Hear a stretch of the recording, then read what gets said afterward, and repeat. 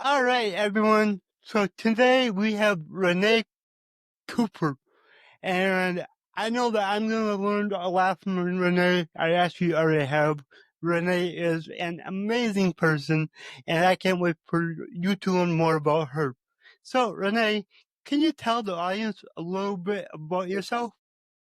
Yes, absolutely. And I'm so excited to be here with you and your listeners today, Nick. I actually am on a life mission that started when I was in high school. Oprah Winfrey was my hero, and she taught me a lot of the things that I didn't get from uh, growing up. And essentially, I was always the kid that was told, you talk too much and you have too much to say. And that took me throughout my education all the way through my career world. I was always told, I think too much. I'm just too much. And so I kind of turned that into fuel as I kept stepping into jobs that were not in alignment for me. And I became very self-expressed. And I saw how others struggled with that, but yet that was something that I loved so very much. So my career was in the nonprofit space, and I raised millions of dollars for different types of causes for over 15 years. And then I pivoted right before the pandemic because I saw that so many people were coming to me over the years looking for help, looking for guidance on how they could express themselves better. And that was happening a lot throughout my career too. I would be put into training situations. Hey, Renee, can you train this group? Can you help that group? And it took me so long to realize what I was meant to do. And like I said, before the pandemic, I hope you can hear me. There's a little bit of static, but before the pandemic, that's Yeah, when I we're really good. decided I needed to pivot and switch gears, leave my career and start my own business so that I can truly be of service to those who need me. Mhm. And what is it that you're focused on now? Oh, yeah. So I am actually a life-changing speech coach and I'm a speaker. Awesome. And I started out helping people who were really anxious and fearful of being in front of people. And over the years, it kind of evolved into helping people not just overcome their fear, but step into new boxes, like step into new boxes for who society and the world and family told them they are, and just learn how to be something else. Because why limit, right, our abilities to what we're told we should be or shouldn't be? And it's just been Yeah. really awesome. I work with people, I work with executives, I work with leaders in all industries to help them get out of their own way, so to speak, to elevate their message, elevate their presence, increase their influence, and just not live in that box of sounding scripted and rehearsed when they're in front of other people. Yep. Well, I love what you do because I started my speaking career about a year ago with the podcast. And then this year I've been focusing on actual physical stages. And I've already done two this year. I have another one next month and then a couple more at the end of the year. And I will say it's scary, but the more you do it, the easier it gets, and it just kind of becomes just another little tool that you have, another thing that you do. So for anybody out there, like if you're scared to just speak, you just gotta do it. Like that's the easiest way to get through it, don't you think? I do. And what I find fascinating, like I have a client that I just finished with. He does speed skating where, you're skating for 24 hours throughout the night. Like these are high level Push. skaters. And for him, speaking is terrifying. So I kind of relate it back to, hey, like, did you become a great skater by just skating during these 24-hour marathons? No, like you started out skating a mile and skating 2 miles. It's no different. People think that either they're a good speaker or they're not. Like, it's so not the case. The only way we get better at anything is by doing it. Just have to do it. right? And that's what kind of like just gets me so excited. There's so many people, even like what we call careerists, who are missing out on opportunities because they're so afraid to speak. They're so afraid to be visible in their career. And people who speak more earn an average of 20% more. So there's so many Yeah. people that are leaving money on the table, even in their careers, because they're so afraid. And what they're afraid of, Nick, is not the speaking. They're afraid of judgment and self judgment. And that's what I do in my mentorship and coaching.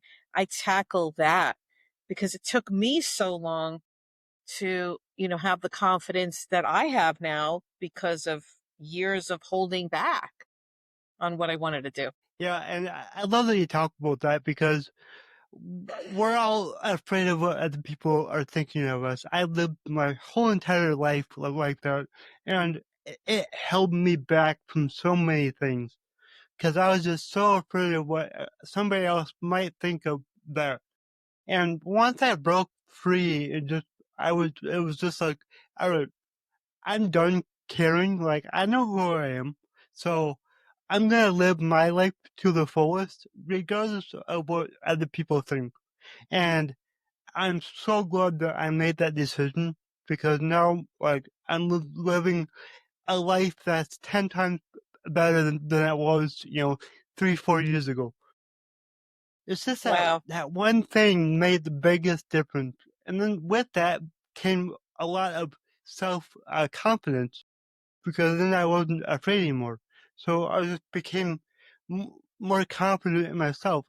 You know, that's something that, you continue to build as you go.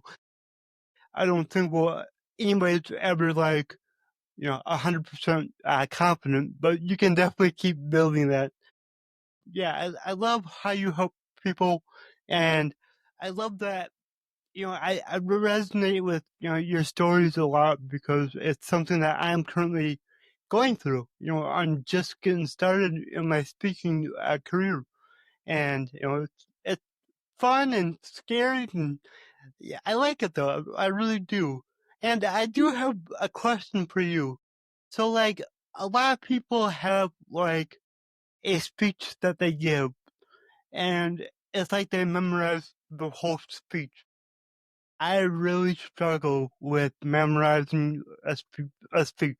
So usually I just wing it, and it turns out good. But do you have any like recommendations for us about memorizing?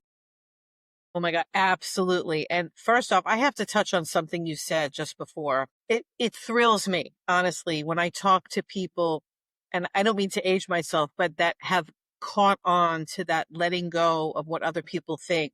Because so many times I find it happens when we turn 50. There's so many 50 somethings that I meet that finally say, I don't care anymore about what people think. Why should Yep. you have to turn 50 before that happens? And so I absolutely love that you caught that bug when you did, because I know for me, I was told when I was 28 years old, I had a gift and people were coming to me for help. And this is before the internet and this is before texting.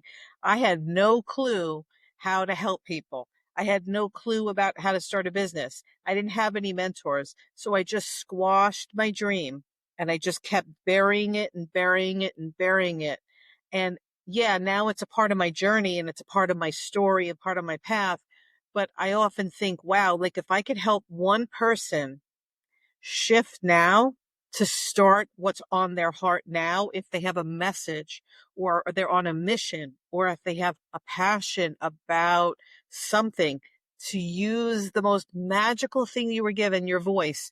Do it now, because as we get older, we realize there's no guarantees we're waking up every morning. There's no guarantees anymore. And I think that's why I get so lit up about this. So to answer your question, yes, part of my coaching program, I actually have a talk on this. And the title of my talk is Writing a Speech. It's all backwards. We have learned to write speeches ever since we were little in the most backwards way I can tell you. So let me give you an example of this. If you know any authors, or are there any authors out there who've written books, when they sit down to write a book, they're not opening it up to page one and saying, okay, what am I writing on page one?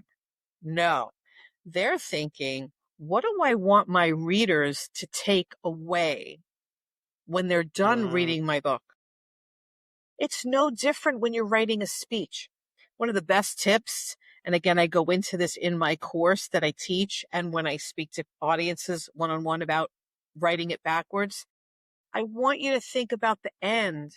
What is the end result? What is the takeaway that you want that audience to get when you stop talking? That's how we start crafting a speech, by doing it backwards. Because Mm-hmm. once we have the end in mind, we now, as the speaker, can take our listeners down the journey of what we want to say so that we don't have to memorize anything. And the Mm-hmm. beauty in that is that it no longer becomes, okay, what's my opening? What's my body? And what's my conclusion? No, Mm-hmm. that's why so many people, even high level people, struggle because they feel they have to have it all written out. So I hope that answers your question. It I, does. you know, I, it takes a while to like teach people how to craft that working backwards. But if I can just give some quick tips, it's that. What's your end result? What do you want them to take away? And then from that, then you go, okay, what are the main points that I need my listeners to walk away with? And here's the thing, Nick, our brains cannot handle more than 3 things at a time. And I always recommend to my clients, even if you leave them with 2 points, you've done great, because less is more. And that's how you start going into your main points with your supplemental stories or evidence or social proof of your points. And then, in my course, I really teach, how are you engaging in the beginning? How are you engaging at the end? And then specific tips on what you can lean on as a tool when you don't want to have anything to do with memorization. I hope that answers the question for now. Yeah, I like that. It's kind of cool because it's kind of what I've been doing so far. I know what message I want to leave with the audience, so I think of basically two stories or one story that I can start with and finish with. And then in the middle of my speech, I have like three bullet points of things that I want to cover. So then I'm not like memorizing anything. I know my stories and I know the points that I want to make during my speech, and then I close it with a story. So I guess I'm kind of doing it already, so that's cool. Yeah, you're kind of doing it already. And that's the thing. And that's the power of stories. You get to choose, like, do I want to open with a really engaging question to get my audience to Hmm. think about something differently? Or stories are great too, because they put your audience in the visual of the moment. But either whether you begin it with a story or end with a story, statistics, engaging questions, call to actions, inviting your audience to do something. What's the next step you Yeah. want them to do now that they heard you speak? Those are all subtle nuances you can play around with when we're storytelling, because that's what this is really all about.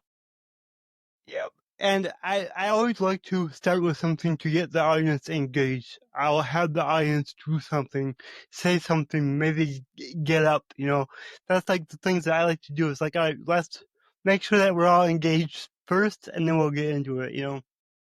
So, but yeah, so Right, that's awesome. right. This was And actually really helpful. I'm glad. Yeah. Go ahead.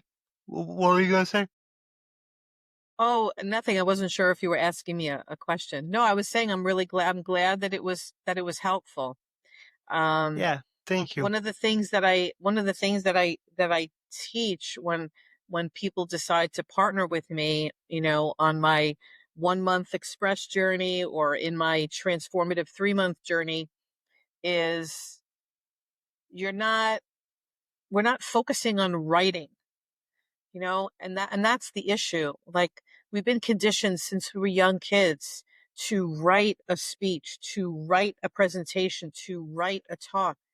You know, the best authors might have to edit their books 20, 30, 40 times before it goes to publish. So why are we so hard on ourselves when it comes to needing to write a speech, right? We got to get our work, we got to get our thoughts out there. And I use certain apps with my clients so they can get their thoughts out there first Okay. to hear how they sound, not so much the words, but are you enjoying what you're saying? Do you sound real in what you're saying, or do you sound rehearsed? And we take it from there. I like that a lot, and I think it's good to practice and, like you're saying, record yourself. Just record how you present yourself, how you say everything, and because that's the only way that you can really learn and correct the Right. mistakes That's you're right. making. And and for years, being in the fundraising business, like, we had people video us.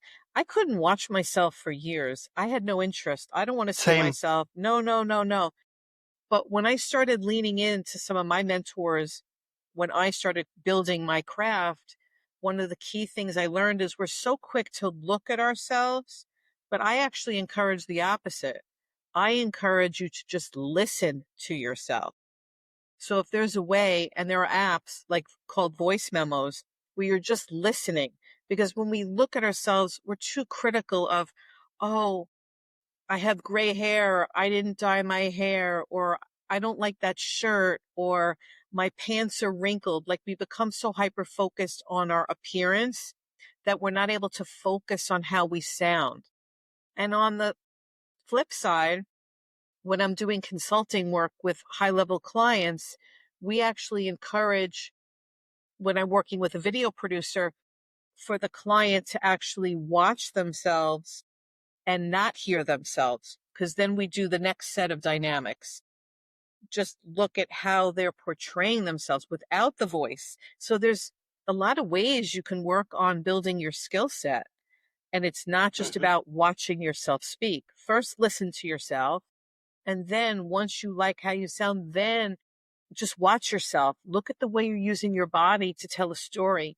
What mannerisms are you doing over and over that are very distracting, that now you can pick up because you're not hearing any words? You're just watching Mhm. mannerisms.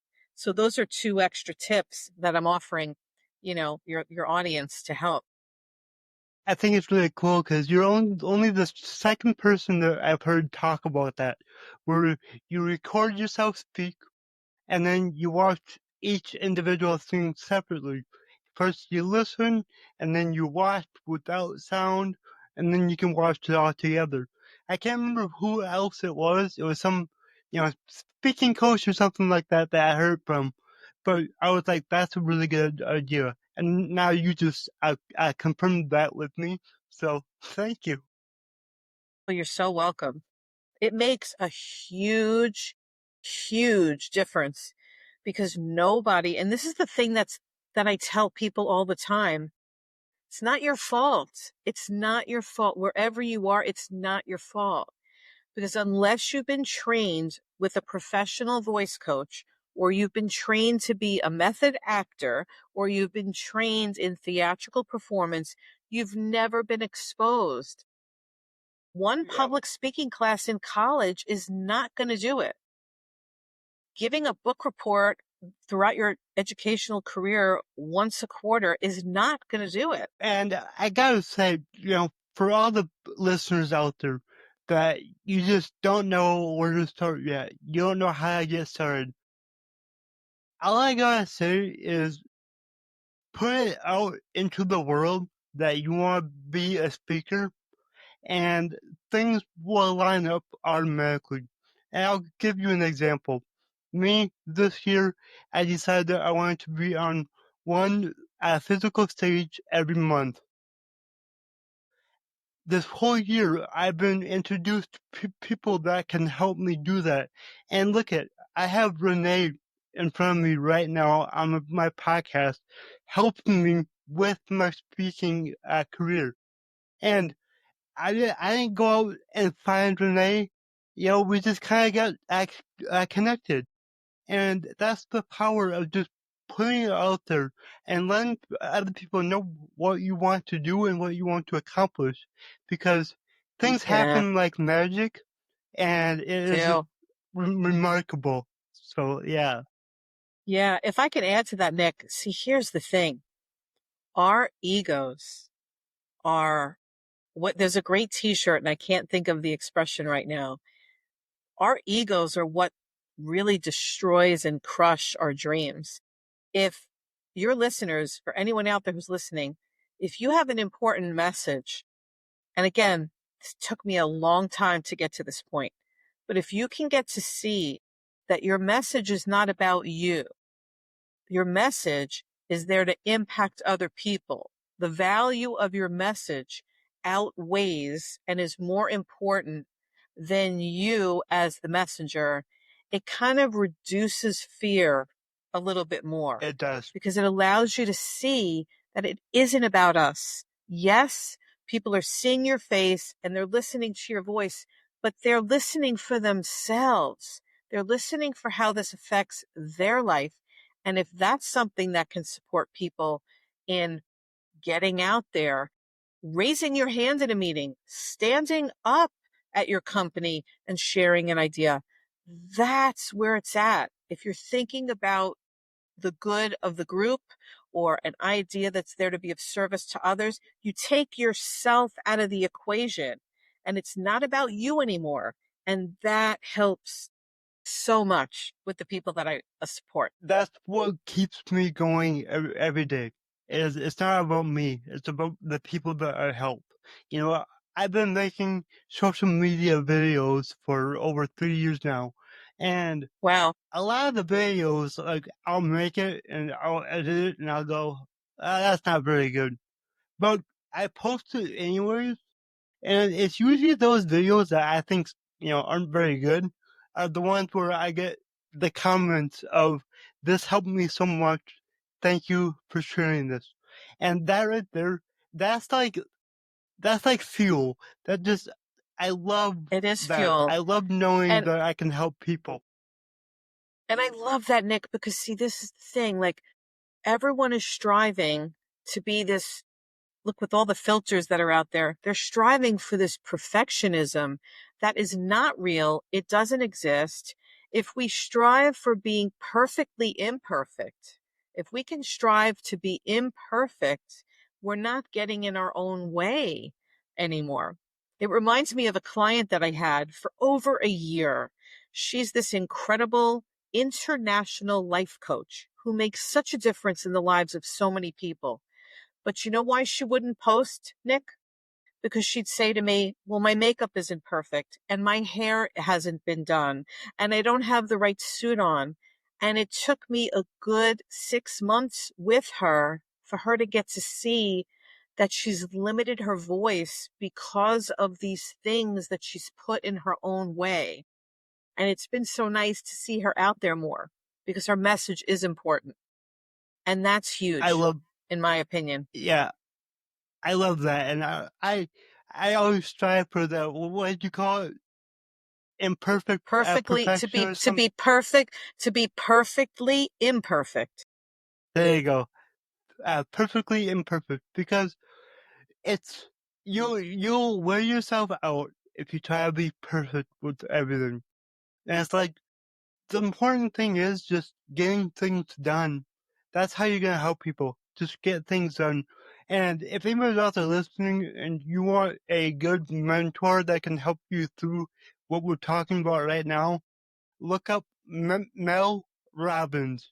Mel is all about not being perfect, and she flaunts it and loves it, and I relate to her so much, and she's helped me through a lot. So look her up. She, She's incredible. yeah, she was actually my mentor too to help me start my business right before the Awesome. pandemic. Yes. Really Yes, yes, and I whipped my butt amazing. into gear within 24 hours and got Yep. like a crappy website done or a speaker page or whatever. Yep. Absolutely. I would agree. Yeah, that's awesome. That's awesome. All right. Well, before we wrap this up, I have to ask you. So my slogan is your abilities are infinite. What does that mean to you? Oof. You know what that means to me, Nick? That means that we get to make a choice, a conscious choice in each moment. Truly. Like you could be having the worst day, but you could get to choose differently and say, you know what? I choose to step into my power in this moment and know in my heart that I want to make a difference today.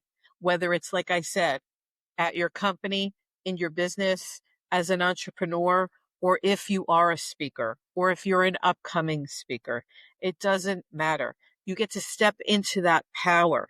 Just like you've stepped out of your power, you get to choose to step back into it and reclaim it. And that's a conscious decision that we have to make over and over and over. I agree So with you. I love it. Thank you. And thank you again for being on the show. This was so awesome. well, you're welcome. Can I let your listeners know how to find me if they'd like to connect? Of course. Of course. Oh, great. So if anyone wants to have a conversation or learn more, you can find me on Instagram, Renee Hope Cooper, same as LinkedIn. And on TikTok, Step Into Your Voice. And I just invite anyone to just chat with me, even if you have a question or you need some help. I'm here to, provide that for you, whether it's to hold your hand as your mentor or just to leave you with a free strategy to support you in your goals. Awesome. Thank you so much, Renee. You're welcome, Nick. It was really fun chatting with you today. Thanks for having me. It, it was.